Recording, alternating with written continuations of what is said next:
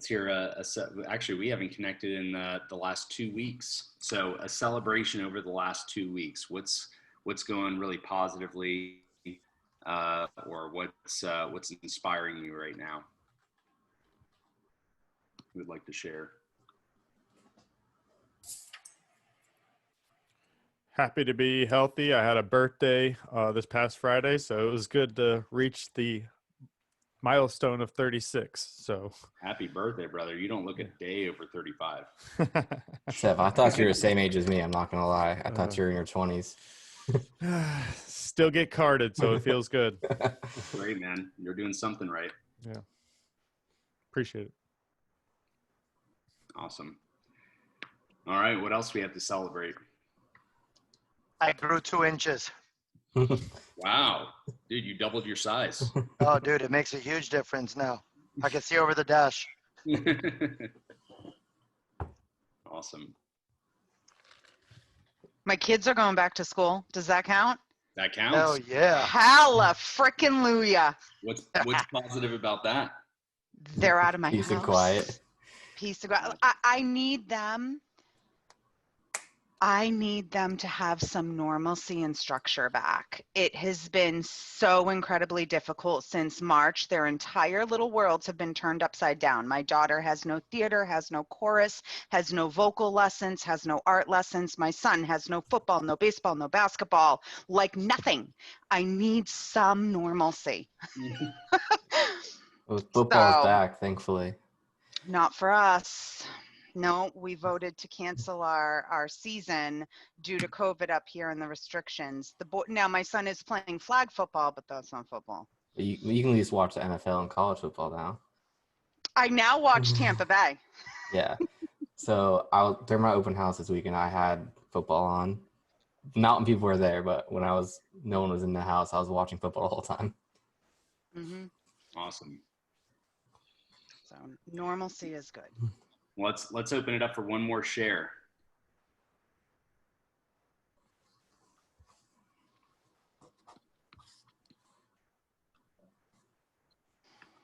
And the person that's going to be sharing next, you already know who you are, so just go ahead and say it.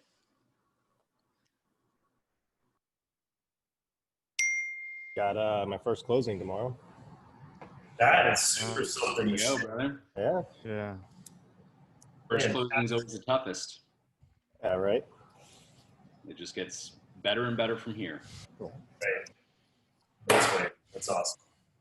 Congratulations. Thank you. So a couple of housekeeping things. So this Thursday, we have a really phenomenal event.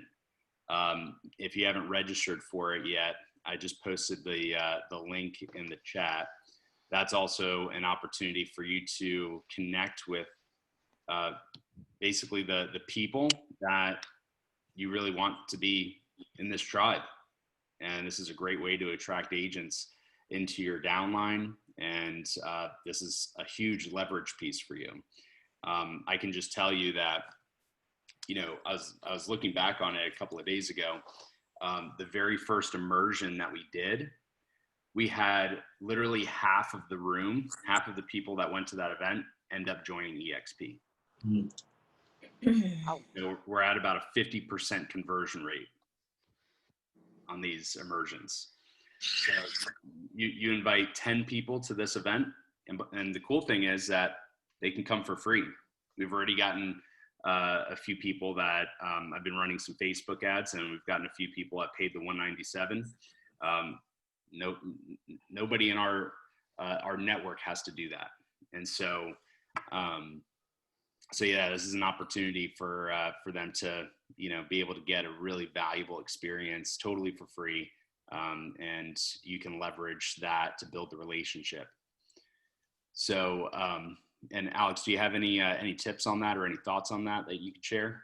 My thoughts are that Dean and I have worked extremely hard on this for a long time, and to make an all-day event where you create an experience where people will be enraptured within it the whole time, took a lot of time and a lot of effort, and so I really want to honor that. And so we think it's a great experience that we created. And really think if anybody went to the one before or likes any of this stuff on personal growth, I think we're pretty proud of the piece. And so we think it's something we'll continue to be able to do and grow with. We've got some social media stuff wrapped up and around that of what we're doing on our end. And we're, you know, we'll see where things line up for Thursday, but we're excited. So use the link below, guys. Send it out to folks. Use it as an attraction piece. Use it for just maybe it's somebody in your family or friends and somebody that you think just might be interested in some personal development stuff. It's going to be full of value. Awesome. So let's just quickly open it up for 1 or 2 shares of how you guys are leveraging this event and what are some of the ways that you're introducing people to our tribe and warming up the conversation so that you can, you know, invite them to this event.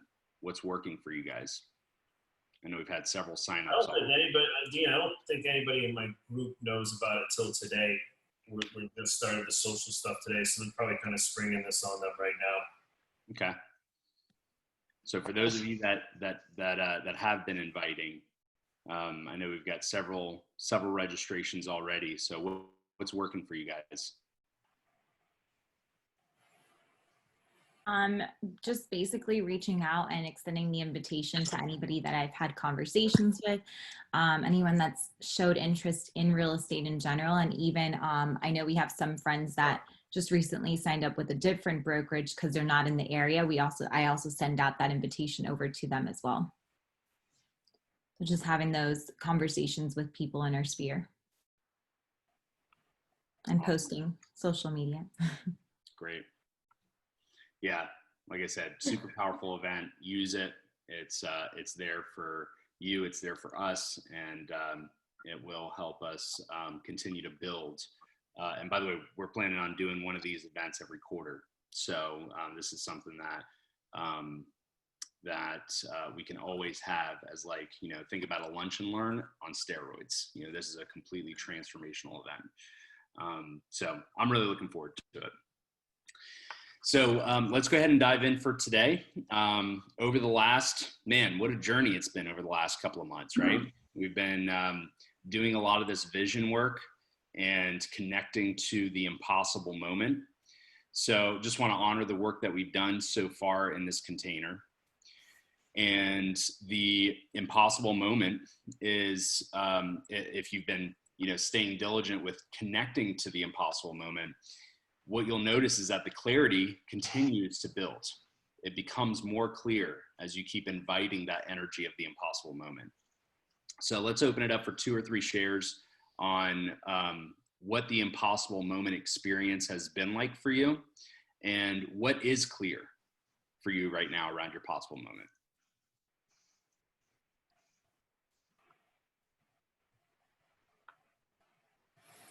I'll share just, I would say that, so I'm already clear on what my impossible moment is. I've really been kind of leaning into what that's going to feel like.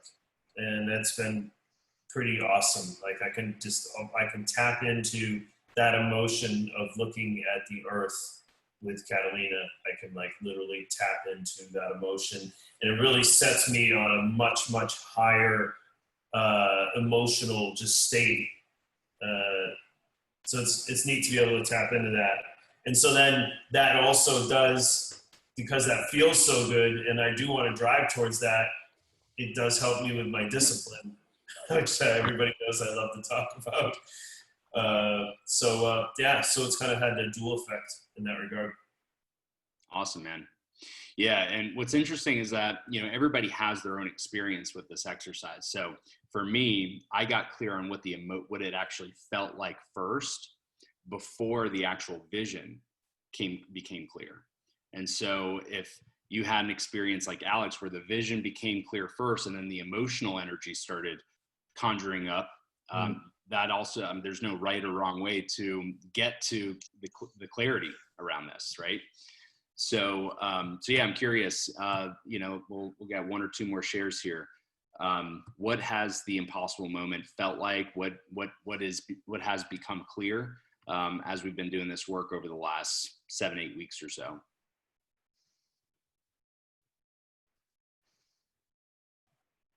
or what challenges do you have with the impossible moment? Some challenges out there. Yeah. Come on. Well, for me, as I had explained, I guess with my impossible moment is feeling at a level of being a peer within the real estate group as opposed to just being a new guy on the block, and having respect and kind of this level of just equality as far as I'm looking you guys in the eyes as opposed to being, you know, mentored by you guys, as being a guy that is, you know, searching and looking for ways to help mentor others. So I eventually want to be at the level of that. And for me, it's recently getting my first listing, and then going on and working with people and getting more and more and more as far as involved and successful, and seeing the work put in from what I'm doing being actually coming to fruition, and seeing that that isn't such a far off thing as far as I thought it was going to take, you know, decades to kind of establish myself to be somebody like that. Is like, as the hard work put in, you know, I guess hard work will kind of pay off in the future. And that's closer to my impossible moment. Beautiful, man. Yeah. And, you know, as we continue on our paths, our impossible moments then start to become possible. And once we move into the that frequency, and we see that it's now possible, there's now a new impossible moment that can drive us to the next level. So there's always another level of impossibility that we can connect to. And also, what's most important is not just the moment, right? It's the version of us that can create that moment. And so always be, you know, connecting to that North Star of what's next and what's available to us, so that we can continue on the path of our highest potential. So that's great, Seth. Thanks for sharing that. So let's start off with, we're just going to invite a moment of presence here and really just get into our hearts, because the impossible moment is, you know, when we invite the energy of the impossible moment, it's really a moment that only becomes clear when we're tapped into our hearts. There's so much that happens up in our heads, and as a society, we're very cerebral. But the way that we listen to our brains is we decide that we're going to do something, and the brain starts to figure it out.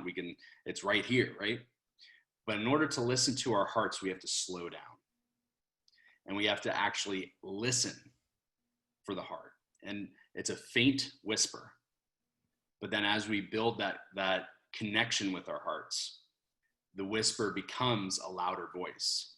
And so if we can tap into our hearts and allow that to lead, and allow our brain to support versus the other way around, which is what 99.9% of the people on the planet do. They lead with their brains and hope that their heart's in it. And most of the time it's not. But when we lead with our hearts, and we trust in our hearts, and we trust in that gut feeling that we have, our brain will support it when we just decide to follow it. And I know everybody in this Zoom room right now has an experience where, even if it didn't make sense, you had a gut feeling about something, and you're just like, you know what, I'm just going to go for it because it feels right. And even if it didn't make sense, by just deciding that was the direction that you were going to go, how does it always work out? It always is the path of our highest potential. And so that's the part of us that we really want to connect to as we continue to do this work, and listen to really what feels authentic. When we're creating an impossible moment from our brain, we're oftentimes creating an impossible moment that other people want us to have, or what we think other people want us to have. But if we're really listening to ourselves, that's where the magic happens, where we can really be authentic, and we can tap into the gifts that we've always had, but we just forgot about. And so let's just take a moment of presence.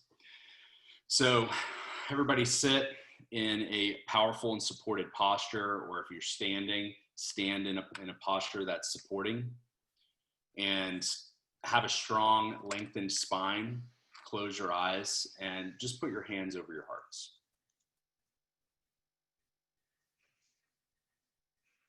And let's feel the sensation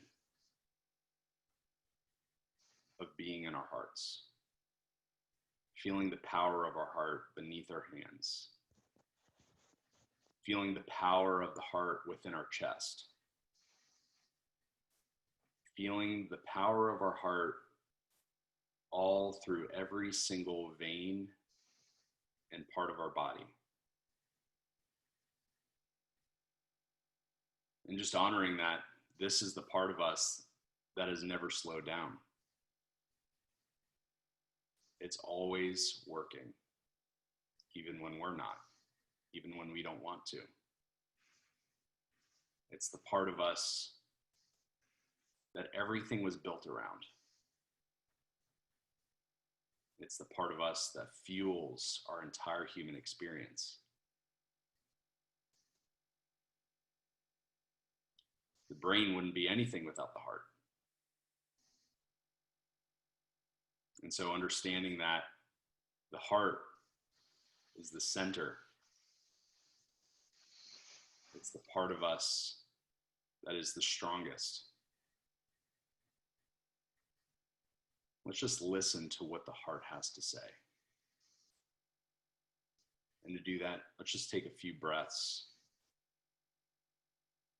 And with each breath, just invite a stronger connection or a more attuned ear to what the heart wants to say.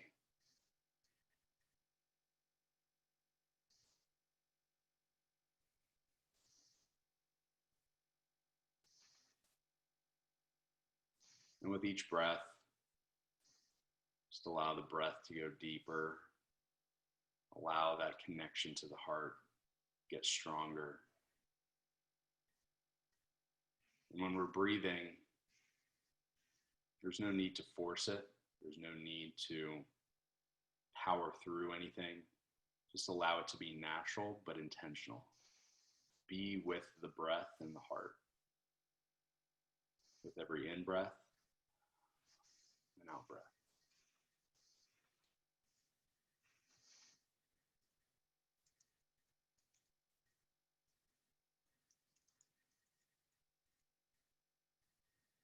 And just allow this to be your experience. There is no right or wrong way to do this. The purpose of this is simply to just have an experience. So just be curious as to what experience wants to be had.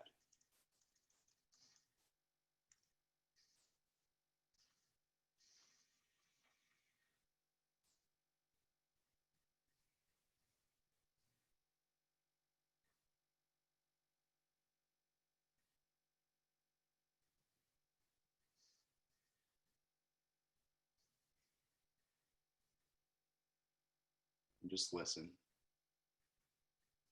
And even if there's nothing to hear, sometimes silence is the best teacher.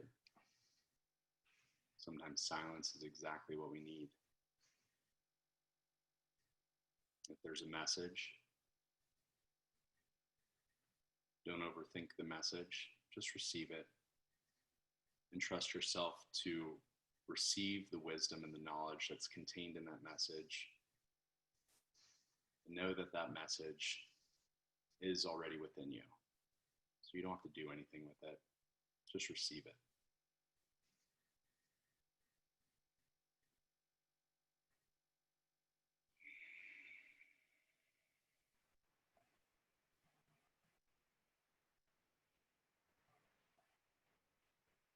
So when you're ready, with a soft gaze coming back into the container and just honoring your experience, honoring this level of presence. Let's continue to hold this level of presence and level of connection and allow the heart to be out in front of you. Whether you have to do that physically, whether you have to just do that with your intention, imagine your heart being like Iron Man, right? You've got the Iron Man, the reactor, right? Right in the center. Just imagine that being the beam of light that guides you. that be the illuminating energy for the next part of your journey.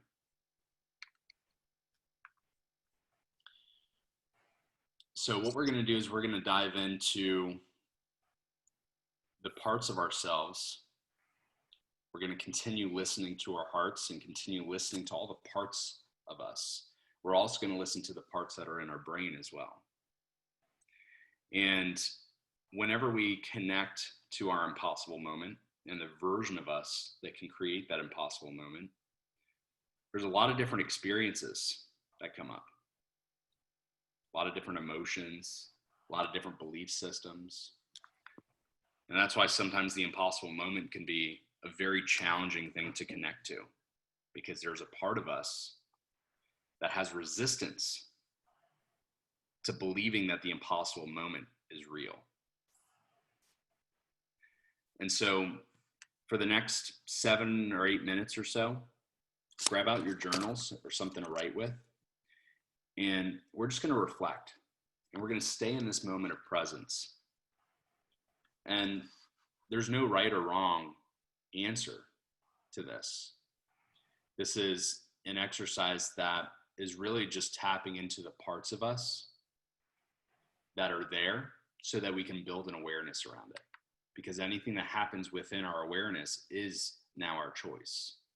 So if we want more choices on how we show up to the world and what we create, we've got to build our awareness around it first.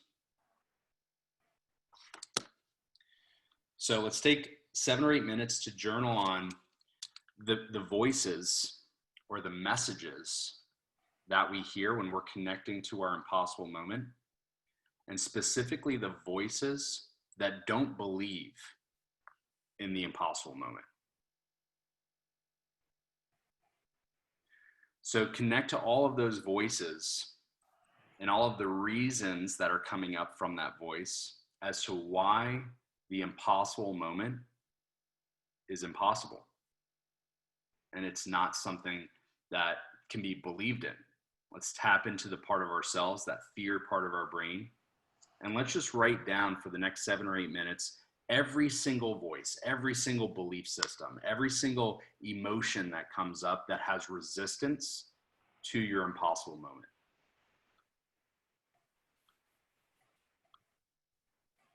So we'll spend 7 or 8 minutes doing that. Then we'll come back, open it up for some shares. And then we'll dive into the next section.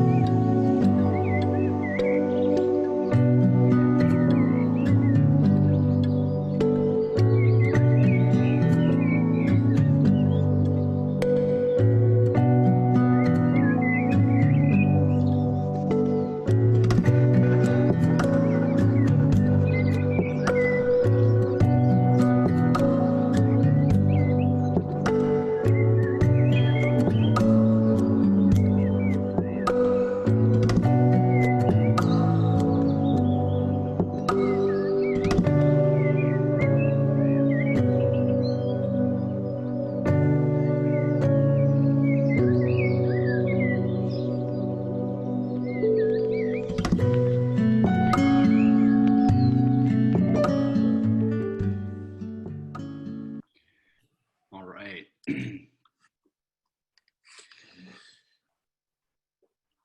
So everybody start wrapping up.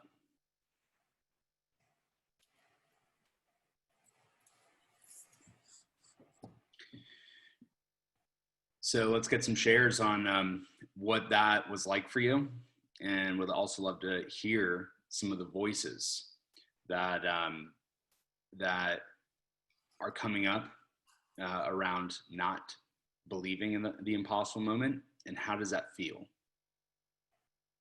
So who would like to share first?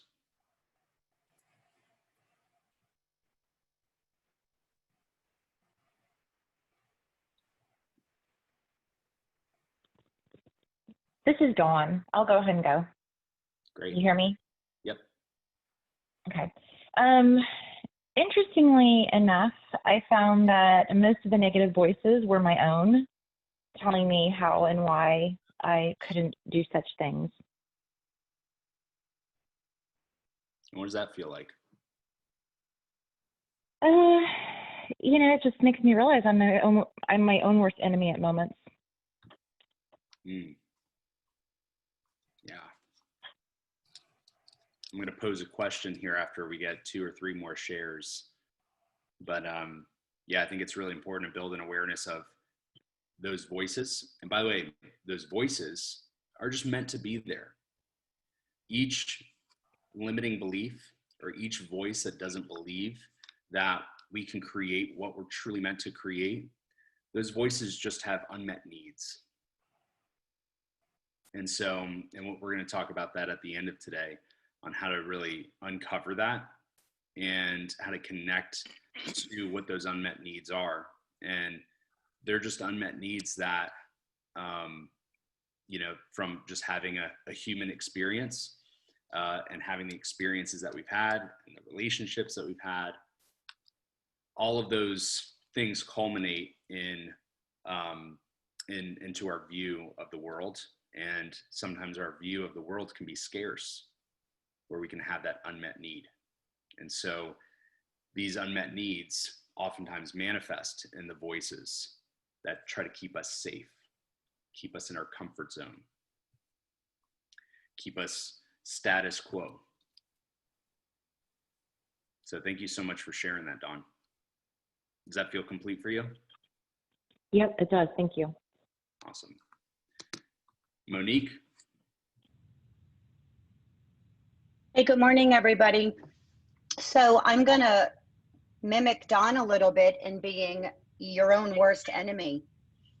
And, for me, back in my 20s and 30s, I wasn't making great choices. I was working hard, but I wasn't making great choices. And so through my 40s, did a big correction, making better choices, relationship, work, that type of thing. Now in my 50s, being part of this, making even better choices, but I still find I'm my own worst enemy. And my impossible moment, finding that work-life balance, I'm telling myself, I don't deserve to have a life balance. I have to be working. That's where my value is. Nobody at work is telling me that. Nobody's saying I don't deserve a day off. I don't deserve an afternoon off. And on the flip side of it, my husband, my family has never said that they don't feel that my job is important, that my career, my business is important. They get it, they know. So when it comes down to it, it's my voice telling me I'm not worthy, I'm not valued enough. And so this has been a huge learning experience to realize it's never been the circle around me. It's never been my core group ever saying I didn't deserve it or they don't understand. It's always fallen on my shoulders, and that's a big aha moment for me. Great share. Thank you, Monique. Beautiful share. Joey? Yeah, so my challenge is really with, the impossible moment has been, practicing my intentions and the feelings and emotions that come along with it, or that tie into it. You know, even with us not meeting in a couple weeks, I've noticed that I've slacked. You know, I haven't been practicing it and doing it. You know, it seems like I've only been relying on it when things don't go right, instead of, you know, when I'm busy or, you know, I'm having some small successes. I'm not practicing that. I'm not, you know, doing it every day. And, you know, when something goes wrong, it shows. You know, I'm not prepared. I'm not ready. You know, so I think I should be practicing the good habits daily, you know, things that we're doing here, kind of imagining what it looks like, even if it's not, you know, it's not clarified yet what it is, at least practicing those emotions and those intentions daily, so that, you know, I'm prepared when, you know, life does throw you a curveball, or, you know, you guys aren't there to, you know, lean on or rely on. So it's kind of the challenges that I'm dealing with it. Great, brother. Thank you for sharing that. Now, you know, in those moments, you know, there's a reveal in your share that I just want to, you know, bring into the container. And anytime that we say, yeah, I should be doing this, or I should be doing that, there's like an element of like, you know, that could usually bring up like shame. That could bring up, you know, just like some disempowering thoughts that we have about ourselves. And so what I'm curious about is, what's the voice that either you say about yourself, or you say about your circumstance, or just the voice in general, what it wants to express in those moments when you identify like, hey, I should be doing this. And really what that is like, hey, I know I could be doing this. Right. Yeah, the positive is, you know, like you said, you know, feeling it in your heart and knowing you're doing the right thing. And then the negative is that I should be doing more, I could be doing more, and, you know, maybe, you know, it's not going to work out, maybe it's not right. You know, those are the negative thoughts that, you know, detract from, you know, the impossible moment, which is you can't really dwell in the negative. You know, even if things are bad and they're bumpy, you know, you have to push forward. You know, you have to remember what it is that you're working for and what you're trying to do. And as long as it feels good in the heart, you know, I've done things that never felt good in the heart, but I kept pushing. You know, this one feels good, you know, it does. So I'm really, you know, kind of holding on to that. You know, you're doing the right thing, just keep your head down and just keep practicing the right intentions. Beautiful. Yeah. You know, the purpose of why we are here, that's a mind fuck. Like the purpose, like, oh, I've got to satisfy this big purpose. I've got to build this legacy, right? I'm here for a reason. And look at me. I'm not acting in a way where I'm connected to that reason, or else I wouldn't be doing this. Does that voice sound familiar? We all have that. Your purpose is to just have an experience. We're just here to have an experience. And when we can take the pressure off of like, oh, I should be doing this, or I should be doing that, or I'm getting further away from what I'm here for, we got to throw all that shit out. And that's also what's really important in those moments of like, man, this is a bumpy ride right now. And it's just part of the experience.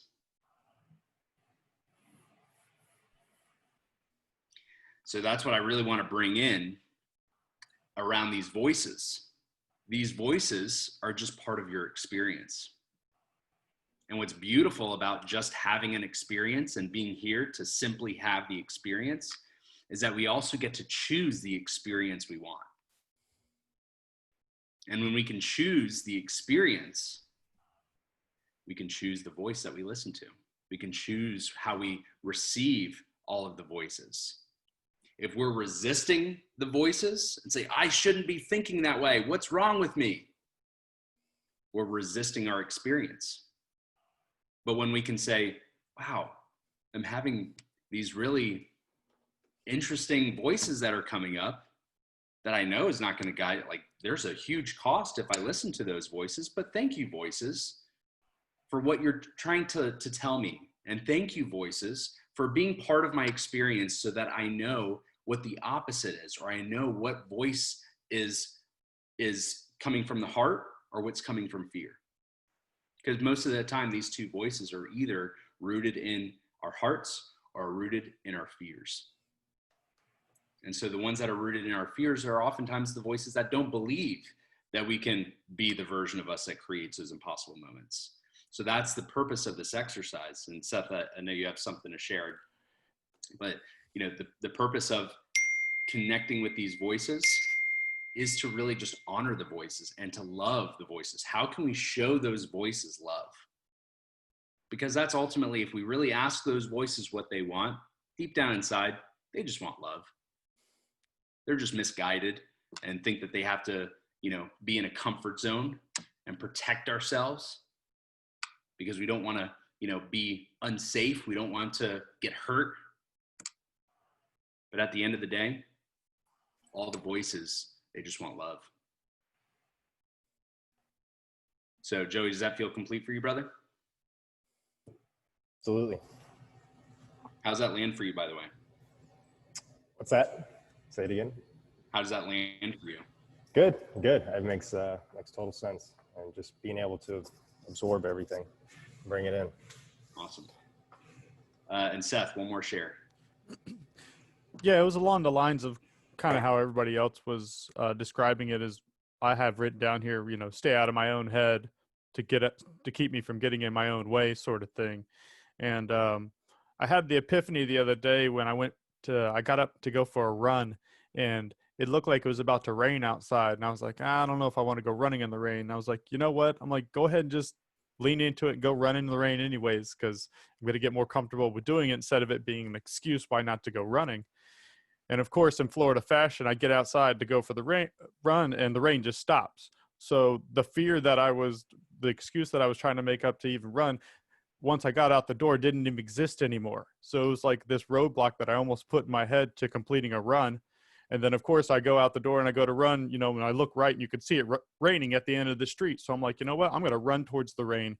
And by the time I got there, the rain was gone anyway. So it's like this thing that was a hurdle then became a target for me. And it actually extended my run, you know, quarter of a mile. So I pushed myself beyond my limit. And I was like, you know, leaning in and going in towards that stuff, actually making myself uncomfortable, actually, you know, help to kind of broaden my ability and what my mind thought I was going to do that day. So just the possibility of something bad happening, what I wanted to do in my mind ended up turning into a blessing that, you know, was better for me in the end. So, you know, instead of something not working out, I need to look at it as something that helped me build and get stronger from. What a great metaphor, man. Yeah, it really is. You know, like you get to see the thought of, I don't want to go run because it's raining. And then you lean into hey, it's all about an experience. And it's all about, you said you're going to do something. And then, you know, what you made up in your mind was going to happen didn't end up happening, and you still did it. That's just a brilliant, beautiful metaphor, man. Really nice. Thank you. Yeah, thank you for bringing that in, brother. So, you know, as we're connecting to all these voices that can hold us back from just taking the run, taking the next step in our journey, right? When we're connecting to these voices, what's the cost of letting these voices lead how we show up to the world? What's the consequence of us allowing these voices to lead? We can still honor them, but we don't have to let them lead. We don't have to choose them. We get to choose our own experience. So for the last few minutes here, let's connect to the voices let's get back into our hearts, back into a moment of presence and really feel it in here.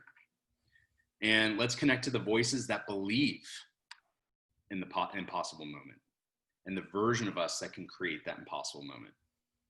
So we'll take a few minutes to journal on that, and then we'll wrap up with some shares and then an intention for the rest of the week, moving into next week and moving into our immersion this Thursday.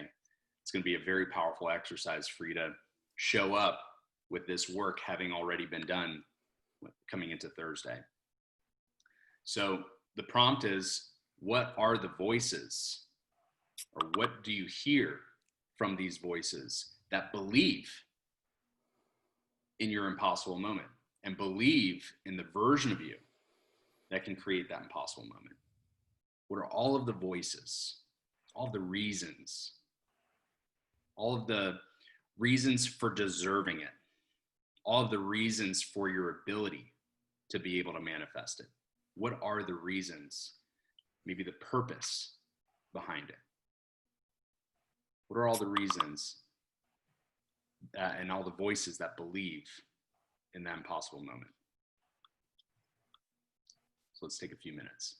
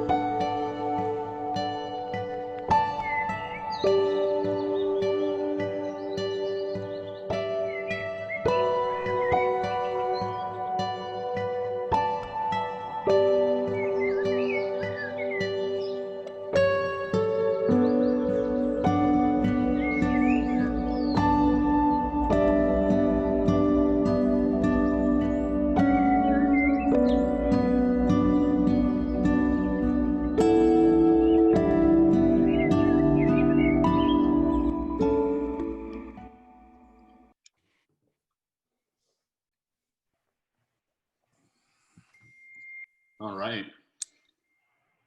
These are the fun voices. And they're necessary, right? These are the voices that have something to express as well. So go ahead and type share in the chat to, I'm curious to hear about your experience with this voice and what were some of the voices that came up and what did that feel like?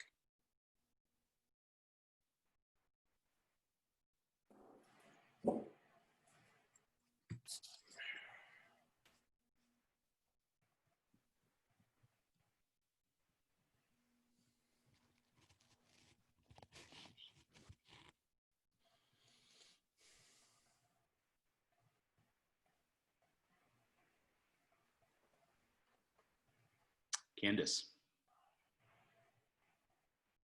You're muted. Muted. Better? Okay, yep. Okay, you know me, I'll jump in. This one's ultra personal, but the voice that keeps popped in was honestly my brother's. And he kind of, through his work with AA and all of that, he had this funny little thing he would tell us every time he felt kind of like the negativity was creeping in, right? That he would go move a couch. Go move a couch. And, you know, he would just, and to him, the metaphor was go be of service to others, go help somebody else, go give of yourself, you know, instead of letting the negativity overtake you, go move a freaking couch. So that's just what kept, and my mom smiling. But that's what popped in my mind was, you know, with all this negativity and the, you know, that pendulum swing, just, I need to go move a couch. Whatever that couch looks like, I need to move a couch. So, and blast Whitney Houston while doing it. I love that. Well, thank you for sharing that. And just like, you know, the follow-up question to the voices that don't believe, where we connected to what's the cost or the consequence of letting that voice lead. With that, what's possible if we let that voice lead?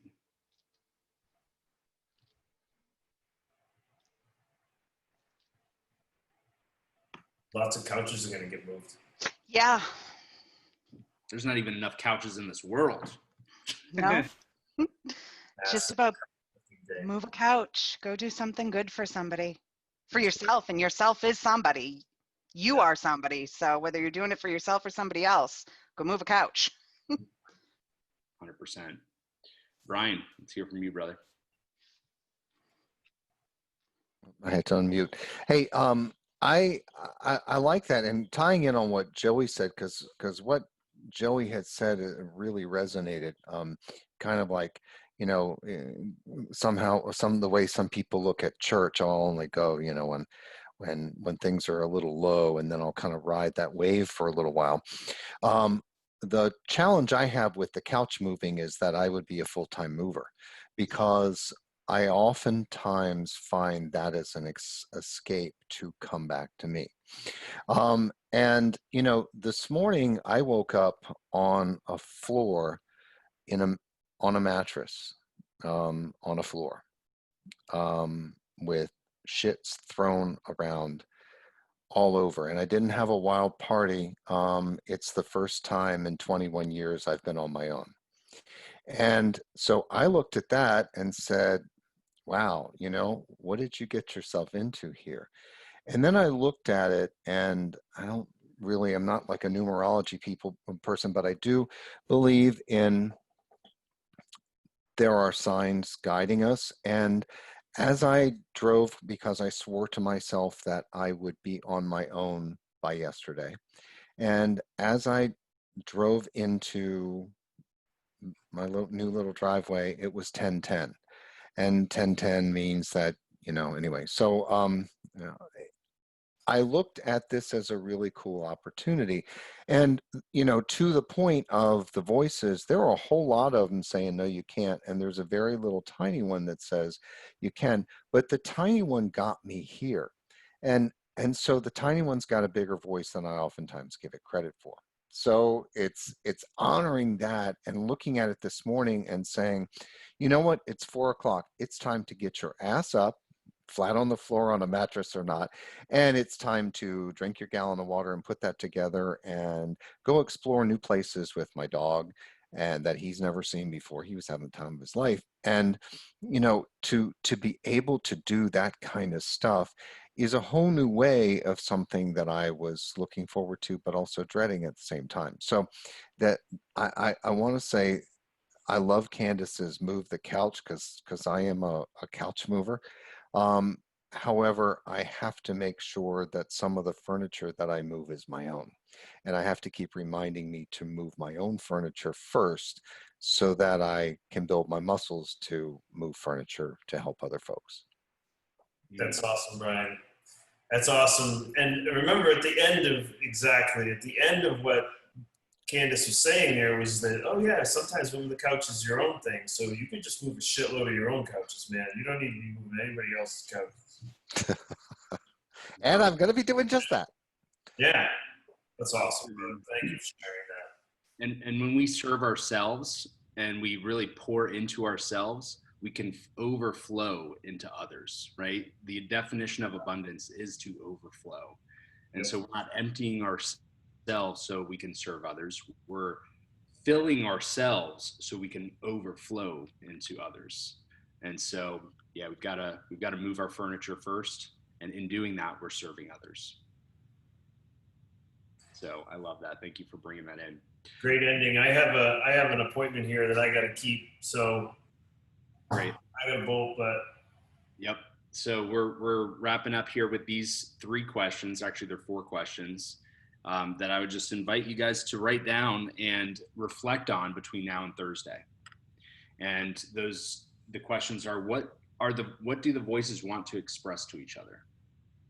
And if you could have each voice interview each other, what would be said? What needs do they have, and what needs do they have in common? And I think as you discover and build some awareness around this stuff, you'll see that they have a lot in common.